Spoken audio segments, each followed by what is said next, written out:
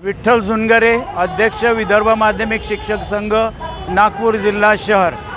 आज महाराष्ट्रभर मराठी गौरव भाषा दिन विष्णू वामन शिरवाडकर कुसुमाग्रज यांच्या जयंतीनिमित्त मानला जात आहे। आणि आजच्याच दिवशी आमच्या या ज्या बहिणी आहेत, ज्या उर्दू माध्यमाच्या शाळांमध्ये मराठी भाषिका मानधनावर शिक्षक आहेत, त्या तुटपुंज्या 5,000 रुपये मानधनावरती ते कार्य करत आहे। परंतु गेल्या 8 महिन्यापासून हे शासन झोपलेलं आहे आणि त्यांना 8 महिन्याची थकबाकी मिळालेली नाही आहे।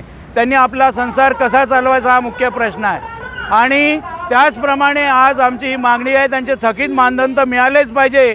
त्याचप्रमाणे उर्दू माध्यमाच्या शाळांमध्ये या शिक्षकांना कायमस्वरूपी माध्यमिक शिक्षक म्हणून नियमित करण्यात यावं, ही देखील आमची मागणी आहे। त्याचप्रमाणे आमचे कॉर्पोरेशनचे शिक्षक बंधू 6वा वेतन आयोग लागला, 7वा वेतन आयोग लागला, सगळ्या लोकांनी 6व्या 7व्या वेतन आयोगाची थकबाकी खाऊन पचवली पण आहे।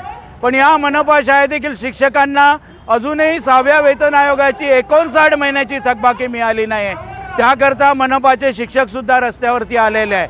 आणि जर भविष्यामध्ये आमच्या या मागण्या पूर्ण झाल्या नाहीत तर आम्ही आमचं आंदोलन अधिक उग्र करू, हा इशारा विदर्भ माध्यमिक शिक्षक संघ या दिवशी करत आहे।